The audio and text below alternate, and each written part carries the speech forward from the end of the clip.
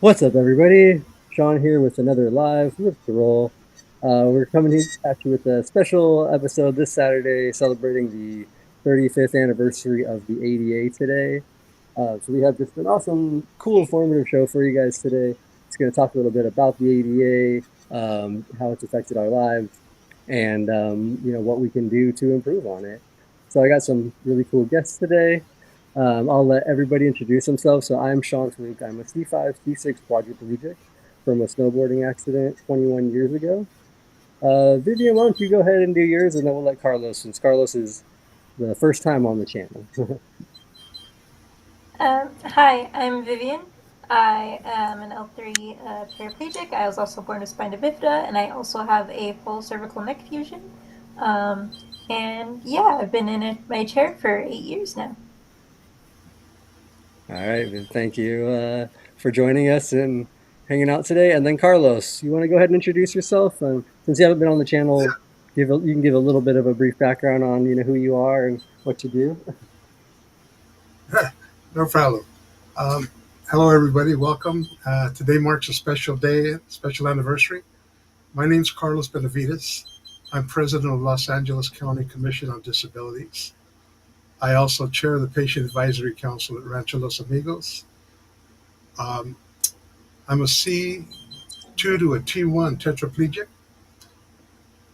and I'm a strong advocate for anybody with disabilities. I have a foundation, Pushroom Foundation, who I belong to, and I've known these gentlemen for many years and the good work that they do here. And I'm glad you all could make them and follow them. Awesome. Yeah, thanks, Carlos. I'm glad we could have you on. And yeah, Pushroom is an awesome foundation. We've had Ray on before once, so I know we've talked about Pushroom and all the cool things you guys do.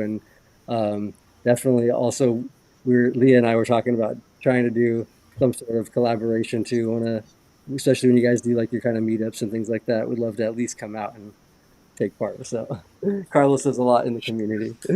Um, but yeah, all right, you guys. So we are celebrating. It's the 35th anniversary of the ADA today, um, which is and was a monumental thing for people with disabilities back in 1990 when it was first passed.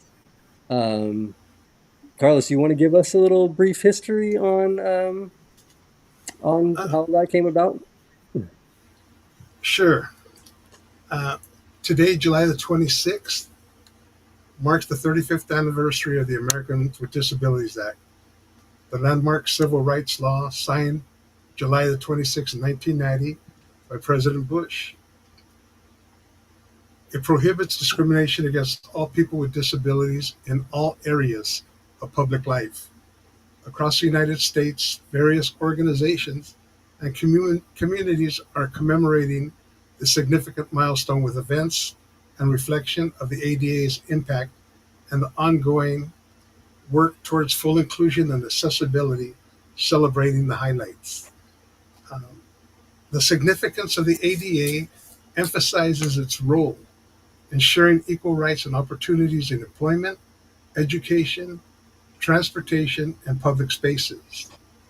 Some of the progress is made is recognizing the substantial changes and advancements achieved in accessibility and disability rights over the last 35 years.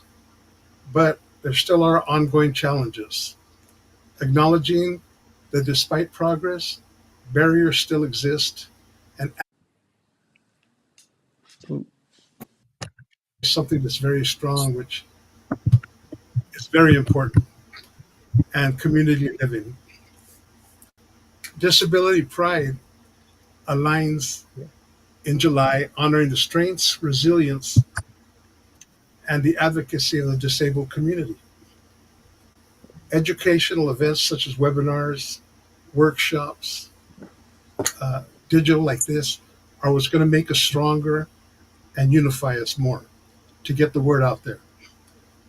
Advocacy and awareness campaigns are highlighting the importance of achievements and strength of the disability rights. So I guess you'd say the disability of the 35th ADA serves as a moment to celebrate the achievements and to recommit to the ongoing fight for a more accessible, inclusive future for all people with ability.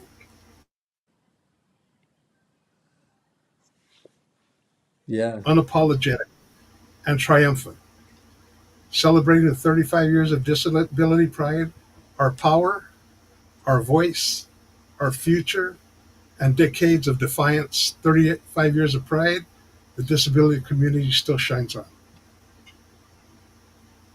Yeah, no, thanks. That is great. And yeah, it has done a lot to help people. For me, it's been acted as long as I've been injured. I've only been injured 21 years. Viv, same. You've only been alive 21 years, and doing Yeah. so. But how for you? Do you want to give a little bit on that? On some of the stuff, how it's affected you, like with going to school and things like that, and how the ADA has benefited things like that for you. Yes, for me, it's been very helpful. There have been some experiences of inaccessibility, especially as I got older. But for those of you who don't know, I have spina bifida, so I used leg braces from pretty much as soon as I could walk to when I was 13. I used leg braces to get around.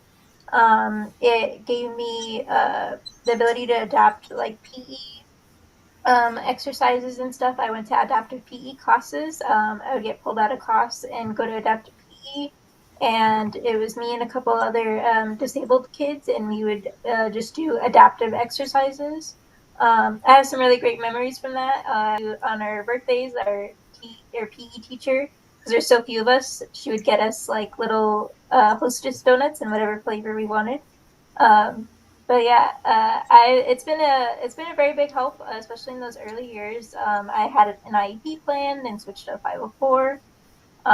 And so for those of you who don't know, IEP kind of adapts like the learning to kind of help a little bit more with intellectual disabilities, and then 504 is like more physical.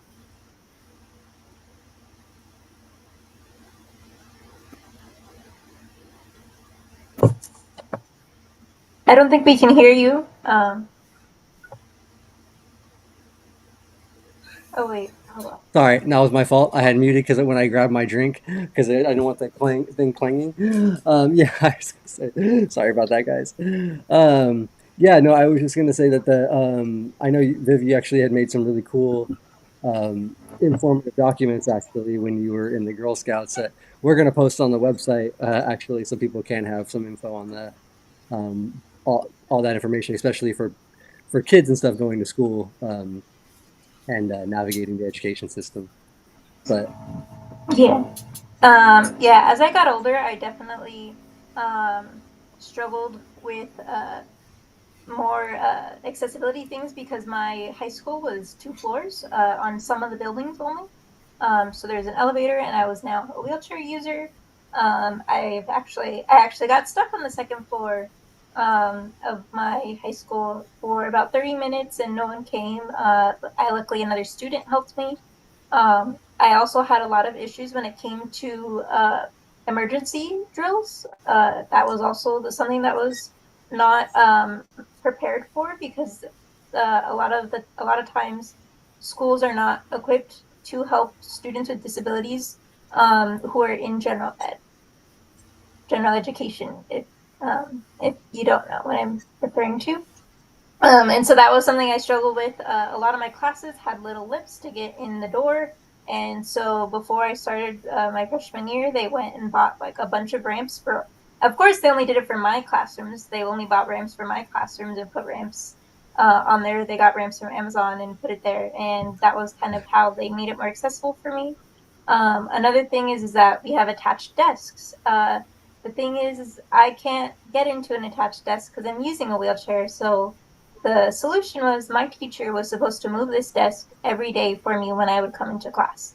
Of course, that never ended up happening. My teacher never ended up moving it. It was always another student who ended up moving it because the teacher would forget. Um, so it's always been the students and my peers who have made accommodations for my disability. At science camp, they like picked up my chair and brought it into a different hiking trail just so I could go in the place that everyone else wanted to go. So that I'm very thankful for my classmates and things like that. But yeah, I also struggled with the path of travel, which gives people safe access from their disabled parking spots to whatever building you're trying to go into. And so my high school is under construction, and so they didn't account for how they have to accommodate people with disabilities when buildings are under construction. And so my mom had to actually argue with the vice principal about, hey, this needs to be accessible. You need to have temporary disabled spots. You need to create a different path of travel. And this is not supposed to come out of the school's budget. This will come out of the construction company's budget. And so she provided them with a pamphlet, giving them like all of the laws and stuff like that that she got from the state architecture website. Oh, that is really good to hear that they actually did. Yeah, they did eventually change it. They also eventually did give me a key because students were not allowed to use the elevator unless they had a disability. And a lot of students who were injured, I had my friend who was on crutches from playing soccer. She got left behind upstairs. A lot of the times, I would be the one to let her down because she got left behind.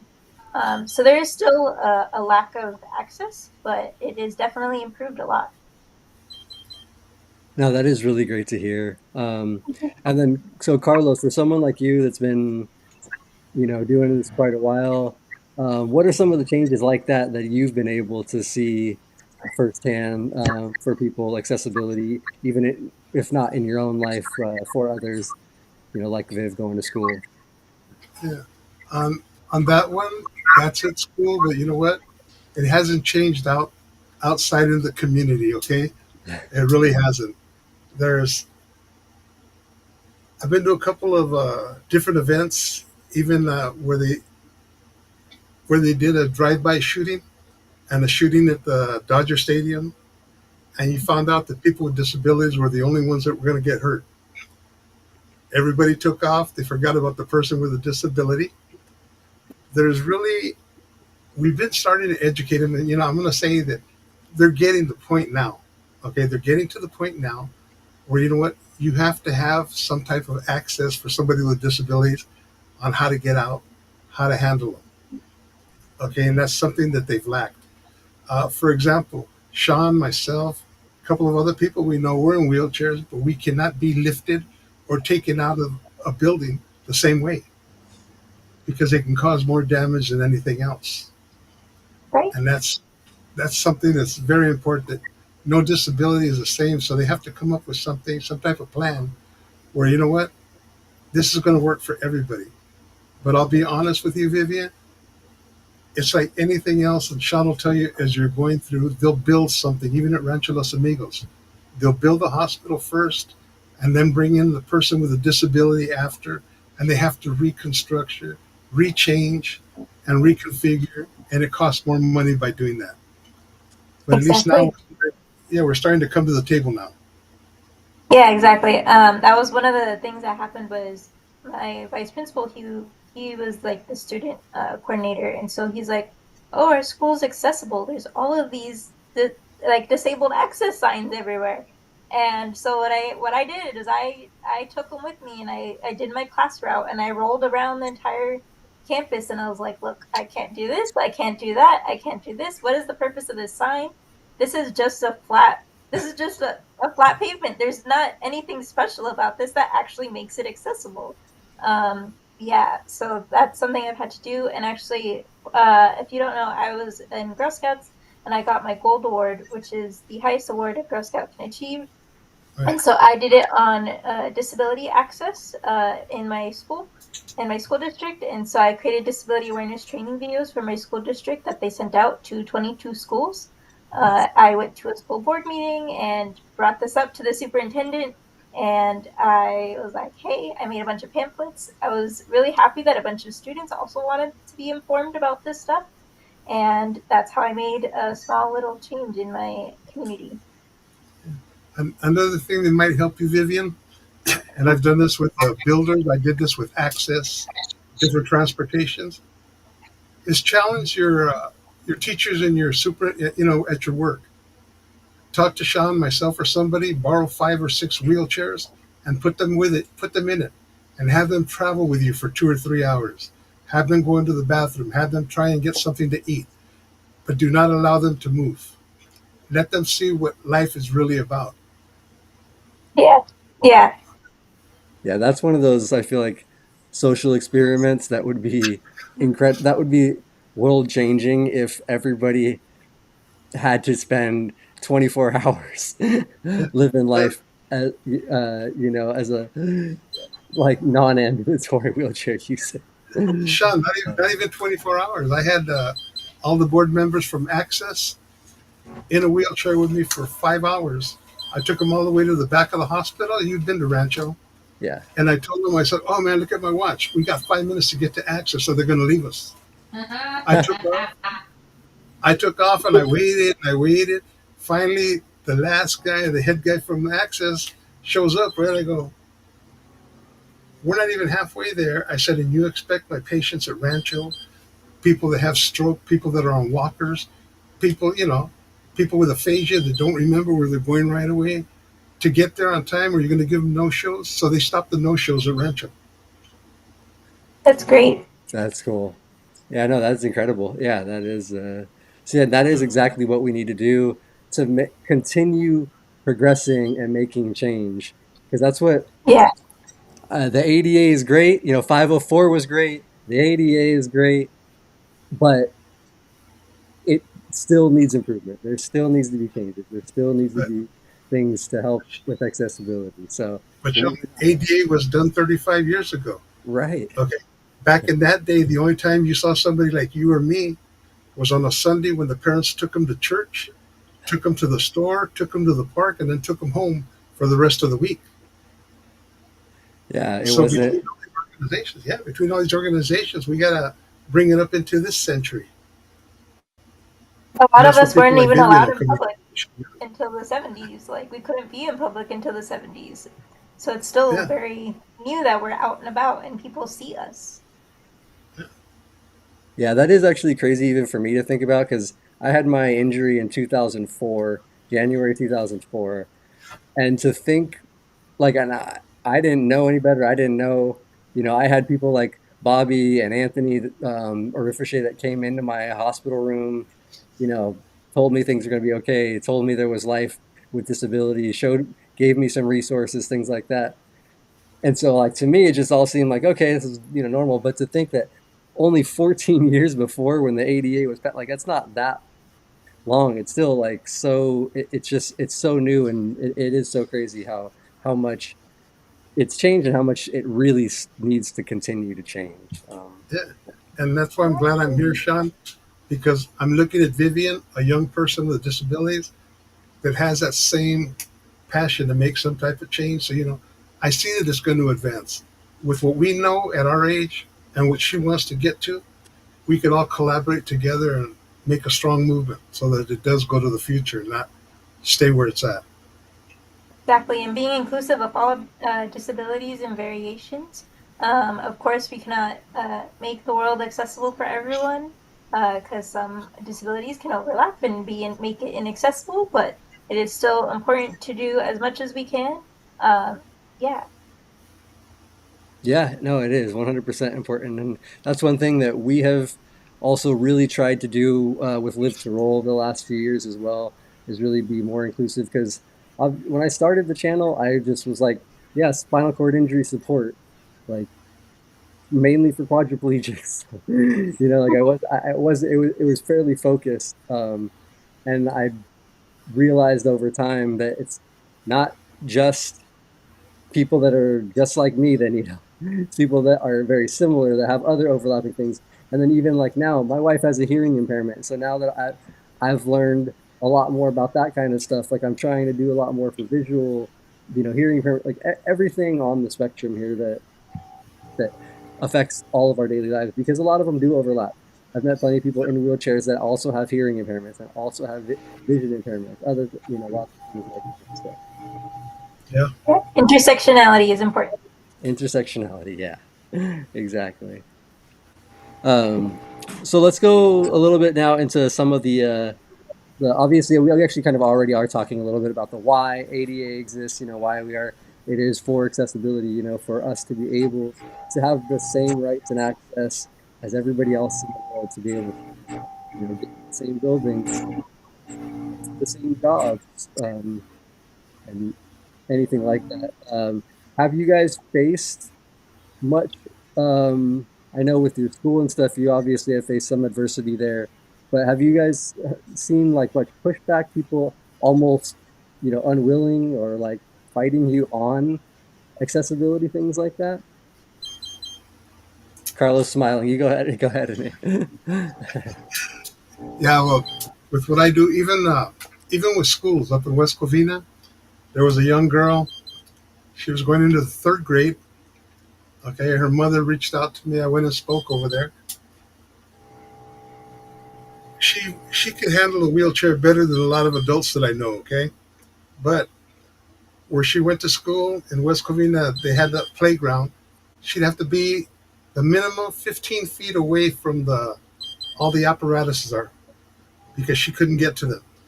So I went down there, fought with them, went to the board, went to the education board, and we finally proved to them that, you know what, she's going to be there for 4 years, 4 more years before she gets out of that school, and that wasn't right. So they built, they took all that bark out because in a wheelchair, you're going to get stuck on that bark. Okay, so they put mats in her for her to go. And it's not just there. I face those all over the place, uh, from a curb cut even to those little yellow street barriers that they have with dots on them. So that they say that somebody with a visual impairment, that's why they make them so high. But if Yeah. you're in a wheelchair and you hit it, it's going to slow you down. It'll tip you over. But I've been arguing with them, and we finally got it cut down at a lot of places through a lot of cities now. But you know what? It doesn't have to be more than not even less than a quarter of an inch. So they got to quit using that. Well, it's for visually impaired. It's a danger to my dog. I have a service animal, so when the dog steps on those pads, his paws go in between. So Mm. and they don't stop to think about that. And somebody that's legally blind, totally blind, like my friend Louis Herrera. Okay, I mean, if you could feel with your cane a small little nudge on the sidewalk, you don't really need that much of a blockage when you're going down a hill on a wheelchair on those ramps. No, I know that's I have heard that from pretty much every wheelchair user that I know. The bumps at the curb cuts are definitely frustrating for a lot of people. But yeah, I agree. That's what I feel like. Of course, it's important for everybody to have the same access, but I just thought that yeah, either a lower bump or just less deep. So just a 6 inch pad versus a 2.5 foot pad that you have to roll over.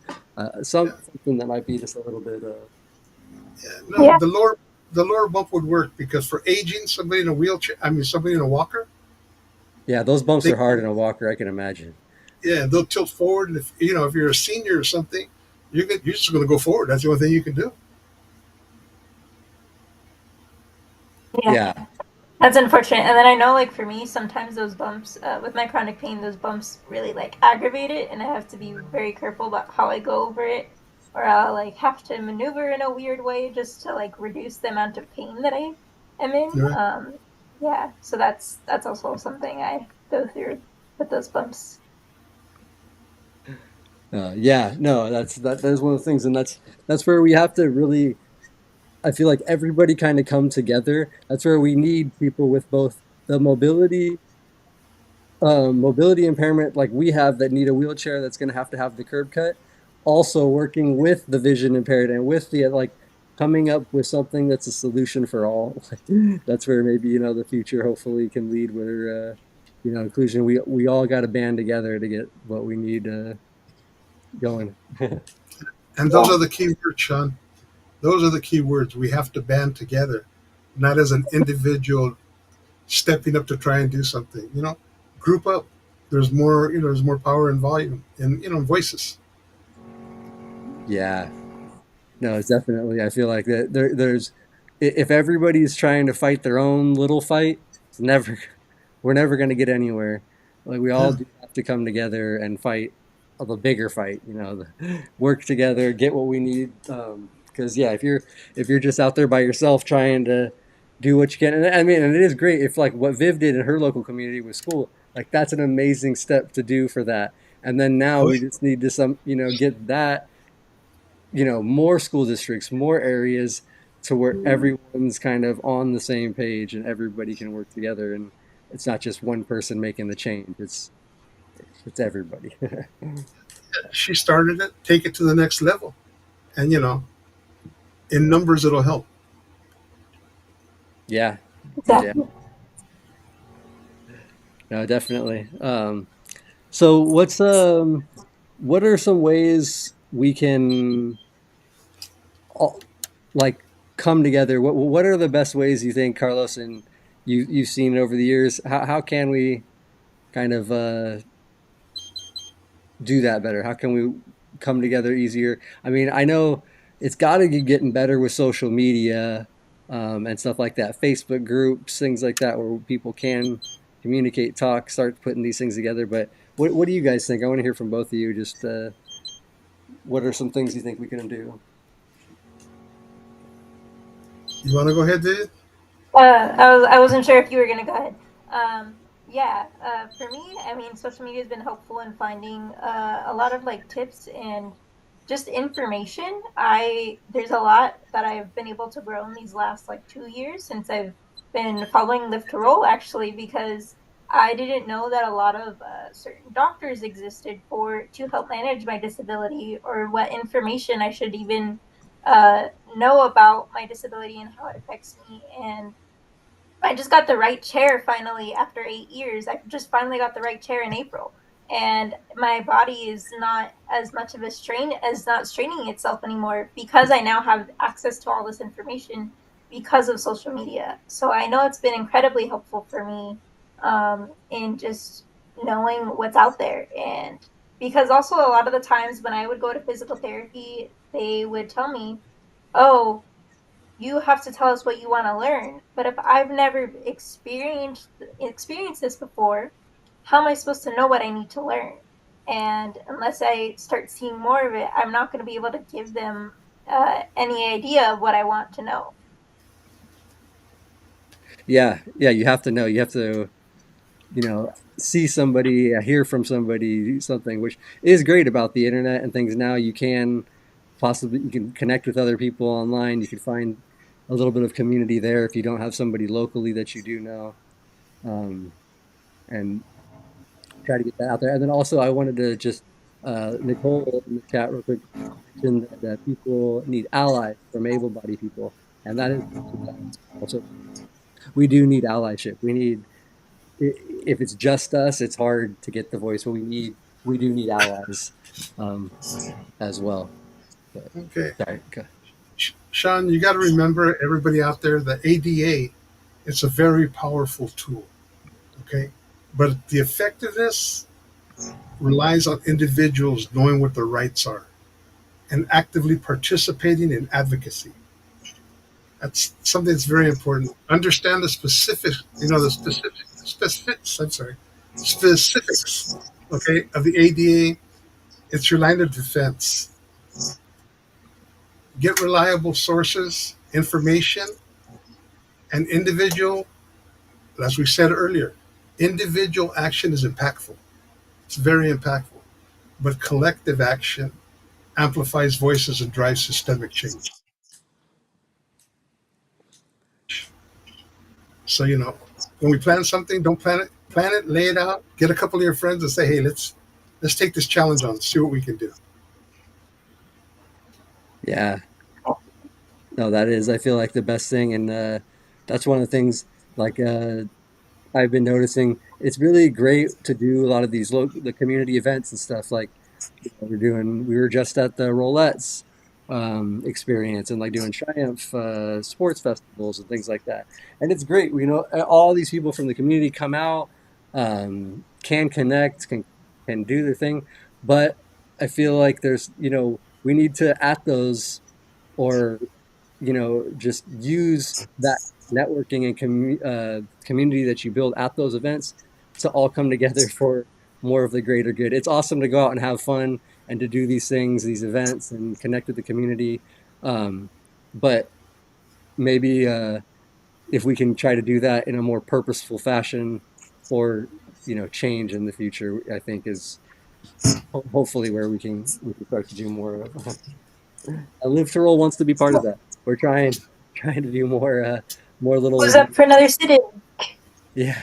Yeah, like even stuff like that. I feel like that's what Judy Human and everybody, like all the advocates for 504 way back in the day, that's what they had to do. They had to be seen, they had to be out there. And then ADA, same, like it was very much and maybe that is what we have to do, and not just voice online, but we got to get back to those, you know, classic ways Gotta of, take up space. yeah, take up the space, get in there. Um, so yeah, I feel like those are all super good things. Hopefully we can try to do, and we will also continue here to try to do what we can there. And if we can, hear of things, and put something together or help at least spread the word on people meeting up or doing something like that, or any online social groups, we're definitely going to try to do that. Especially nowadays because, uh, I'm not going to get super into politics and stuff, but with things are changing in the current administration, and we are most likely going to be losing rights and losing things, that access to certain things. So we have to stay vigilant and fight to not only make progress, but make sure we're not losing things and we're not going backwards. So, And as you know, the disability community is the last one to be seen, but the first one to be taken things away from. hmm Okay, and unfortunately. that and and you know what you got here, Shawn? What you guys do here? I really just barely started getting into it because I've always been out on the street. But you guys are you're a very powerful tool. I mean, an extremely powerful tool. Especially Vivian, you do the internet. I'm sure you do all this media. You know, you have more power than a lot of people really do. But you got to mobilize awareness and action, and it requires Mhm. responsibility and straight out honesty, transparency. Because you're going to find a lot of people that are trolls that'll go out there and try and do anything to jeopardize what you're doing. Okay, but you don't let them hold you back. Don't let them do none of that. Remember who you are. Remember what you're fighting for. Like me, hey, I'm doing this, but I'm not doing it for myself. I'm doing it for kids and their kids coming up. Yeah. Yeah, that's always like been my goal too, and what I've thought as I've like created, as I've been an advocate, is I don't want someone else to have to struggle as much as I did. No one deserves to struggle like this. I mean, as disabled people, we will struggle, and people have to be okay with this struggling because this world is not accessible. You do have to let us struggle, but also we don't have to struggle this much, and I don't want other people to have to struggle. Yeah, no, that is not it. I feel like we're all everybody individually, like I know for myself, I'm always like, okay, like I can deal with it, I can whatever, I can push through, push past. But I always feel worse when it's happening to somebody else, when I see it happen to somebody else. And I feel like that is a good motivating factor to try to really be there for the community, to help to make sure things aren't, people aren't facing adversity, then trying to go to the store, trying to go to a doctor's appointment and stuff, like things like that, that are should be 100% accessible to all of us. Um, and yeah, oh, Leah also just put in there, what are some of the best ways to get involved?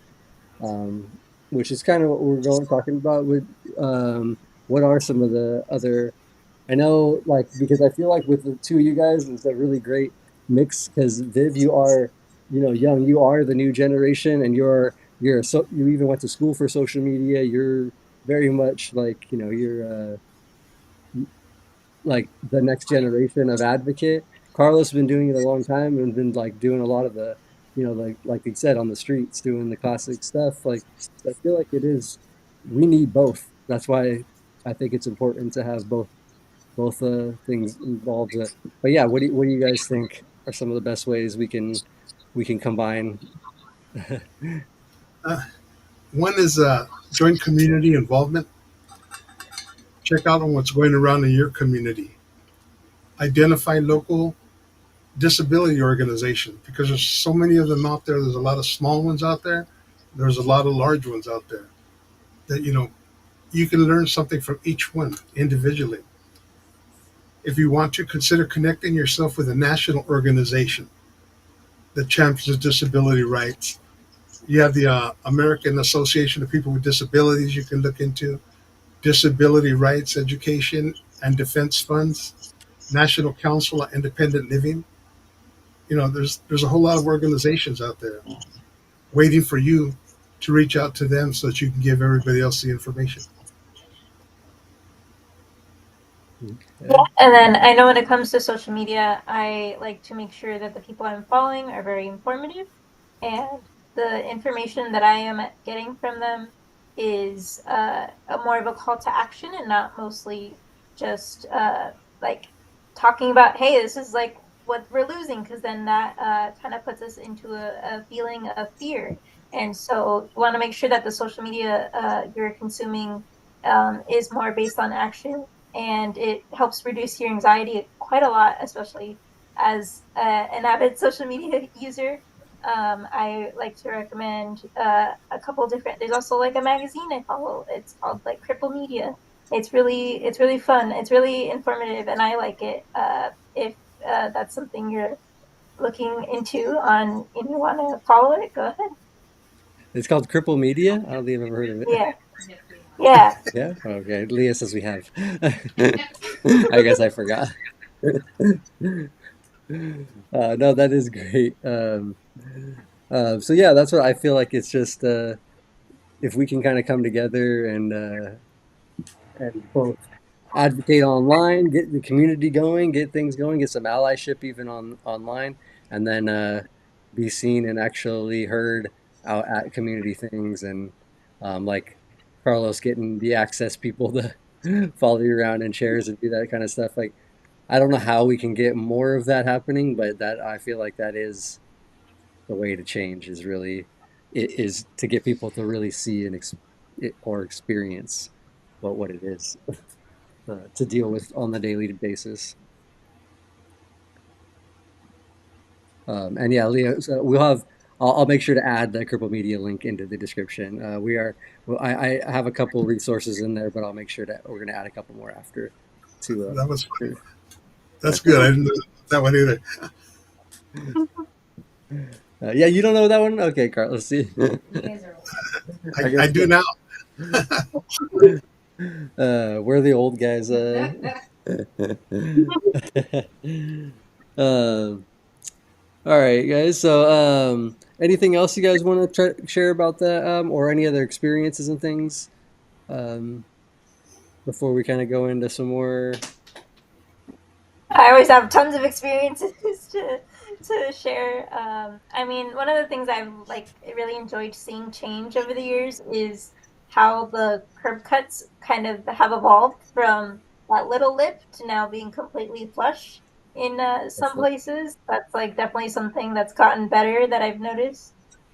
Even, I mean, unfortunately, like my middle school is like redone right before they changed what it needed to be, the new ADA compliant like requirements. So I still had to like watch out every day going to middle school because there's a little bump, and my dad actually like knocked me out of my chair one time, and he had to like catch me because I almost flew out of my chair.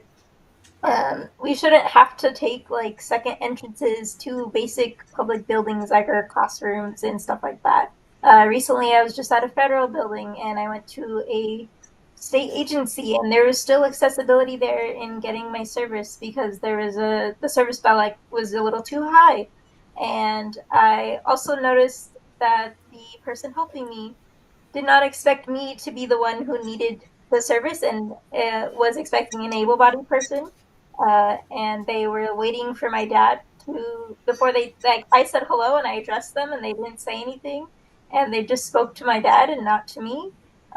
So unfortunately, there's still a lot that needs to be fixed. Yeah, no, that stuff like that is super frustrating. And I know like Leah's really good about that. Like if we go out somewhere and we're ordering food or we're gonna like talk to somebody and like they look and try to ask her something, she'll literally just ignore them or turn away. And just they're just forced. They're like no, forced to interact with me. Like she'll just ignore them, won't even Make them uncomfortable a little bit. acknowledge it. Yeah. Or, or you know what? Talk to them real nicely.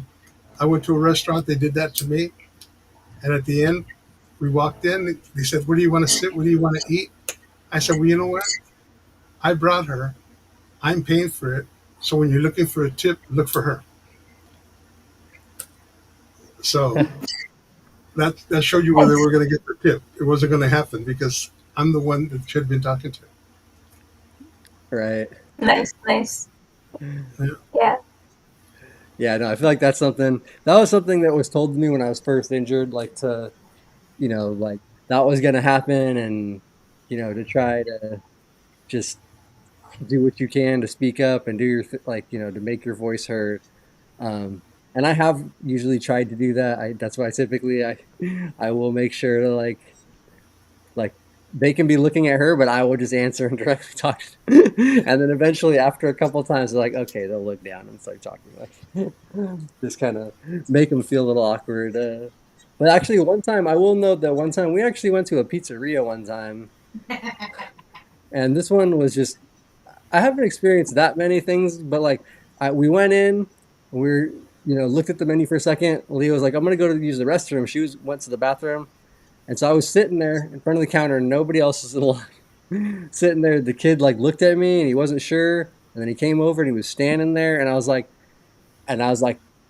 starting to try to order and he just like wouldn't acknowledge me like in any way. And then somebody else came into the door and he started talking to them and like started taking their order like while I'm sitting at the counter. Like okay, and then she came out. She's like, "Oh, did you order?" I'm like, "No," and I kind of explained what happened, and then like we were just like, "All right, I guess let's just leave." And so we start rolling out, and then the people that had come in after that were ordering had just ordered. Like we're like, "Oh, you guys aren't hanging out?" Like they acknowledged us and talked, and I was like it was just the weirdest, most awkward thing. Like the kid wouldn't even look. He wouldn't even I don't know if he just was uncomfortable. He was younger. I mean, not young, but he was, maybe 19, 20, like young, like, but I, yeah, it was one of the Yeah. wildest things for me to be like, yeah, uh, uh, all right. Yeah. So yeah, I that was struggle a when we lot when left. I'm Yeah, I struggle a lot when I'm shopping at the mall on my own. Yeah. Like they don't want to move to the lower counter, and I have to I'm like I can't see I can't see what the thing says. And they're like, oh, and then I was like, because sometimes it will like the little thing to pay will come off, but but it doesn't. And they're supposed to have to move to the lower counter to accommodate you, but they just don't, or they refuse to when you ask. They're like, oh, it's not open, or they give some other reason, kind of thing. And yeah, that's something I also struggle with when I'm out and about on my own. See, and those are just the little things that you can try to educate on the spot. I feel like it's good, it's important. You can maybe educate that person and things. Um, but it's not going to really, most likely, not going to create a lot of change Yeah. I unless have they. actually been able to make a little bit of change. I was actually shopping at a Bath and Body Works one time, and I was like, "Oh, does it move?" And like they're like, and we were just talking about like, "Oh, like I can't really reach that, or I can't really see." And they're like, "Oh, yeah, this isn't accessible." And then it was like, and then multiple employees started trying to figure out what they could do to make it accessible. So luckily, that started to happen a little bit more recently. But it was nice because all the counters are low, but it was just the depth. I could not see what I was purchasing on the little reader. But yeah, Yeah, see, that's good. That's really cool. At least that store took note of it and tried to make some sort of change or tried to help accommodate in some way. But Yeah. that's just yeah, and that is great. That's I feel like that is a super cool thing to do to be able to get, any store, any especially if you're somewhere like I have heard stories, friends that like frequently go to places, um, and the places have noticed like inaccessibility things for them, and they have actually made minor accommodations and changed things for them. But I just feel like it's not as common for most people to get that. And then they put, yeah, communication helps. Just try to communicate it, try to let somebody know. So I think somebody on that. Um, so yeah, that's just I feel like that does help for at least local stuff, and then hopefully with small changes like that, that gets more eyes, more people that recognize that there needed to be change, and hopefully, you know, larger changes can happen for us. And so for people that want to call to action, I was gonna say where for do you guys know any good resources and ways to get involved in your local or national, government things like I know emailing, senators, things like that sometimes comes up. Do either of you guys have any good advice or resources for that? Emailing, just like you said, emailing, making phone calls. If you have to and you want to make a big change, go to the supervisor meetings or any of those big meetings. Speak on a 2 minute or 2 minute comment. Give me your 2 minute comment, and at least put it on record so that it's out there. And everybody, believe it or not, the supervisors will take that to the back and they'll listen and they'll see it's important, especially if you tell them, you know what, this is for your constituents. Wherever you go, tell them you're looking out for their constituents. Okay. Don't tell them you're looking out for disability. Say, hey, you know what, supervisor, this happened to me, but if it happened to me, what about the rest of your people? This is going to happen to them. There you go. That's the wording on a lot of that stuff. I feel like is very important for that kind of stuff, especially for government. Yeah, you mentioned things like your constituents. Yeah. The just I feel like even just mentioning ADA and disability rights sometimes can help people get a little nervous. Maybe they don't want to have bad publicity. They don't want to have things like that. So maybe they'll try to help make the change. But um, Basically, that's also what I was gonna say as well. Is to just go in person a lot of the times. That's kind of what they need. If they see you there, they kind of like are more likely to believe it, which kind of sucks that you have to show up in person a lot of times in order to get people to really listen to you. But yeah, yeah, that's what I feel like. That's what I am gonna try to be starting to do that now. Locally here out in the Inland Empire, I would really like to see more disability stuff out this way and more cities getting involved and stuff. Like that's why we went to the Rancho Cucamonga City Council meeting because they actually started a few years ago doing a small sports fair once a year. It's only 2 hours, but it's very small, limited. But I just wanted to encourage the city that it was great to continue programs like that, to keep working on stuff like that, and to try to just get involved in any ways that help push stuff like that forward. And for any cities out there that might be trying to do little stuff like that, because I feel like the more stuff like that that does happen, the more it can grow and get seen by more people, and hopefully change can come. Shawn, But I wrote a little message. Okay, I wrote a little message at the end. I'd like to give it to you and to everybody out there. Um, yeah, okay, and I'm going to read part of it because I want to make sure that it's fit the way I wrote it, and not go off my script. Okay. no problem. All Yeah, right. that sounds good.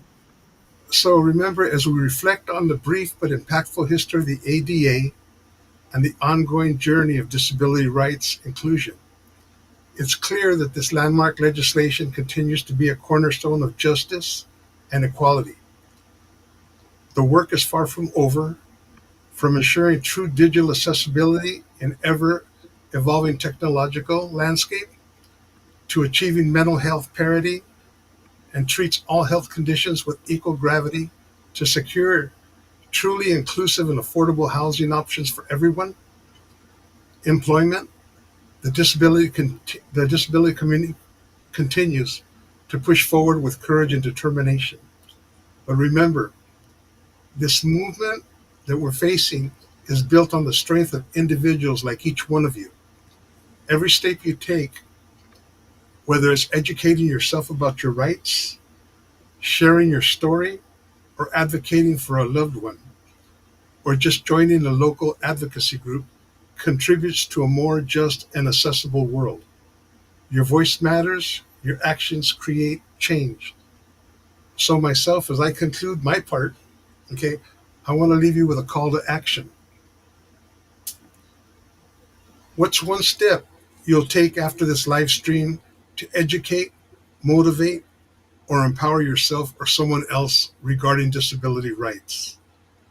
Let that commitment be your contribution to the ongoing legacy of the ADA, ensuring that its promise of equal opportunity shines brighter for generations to come. I want to thank you for being part of this important conversation that I feel is very important. And Shawn, I appreciate you having me on this, being able to share with us. Let the enduring legacy of the ADA inspire each and every one of us. Let's remember that progress is not automatic. It's the result of persistent education, unwavering motivation, and courageous empowerment.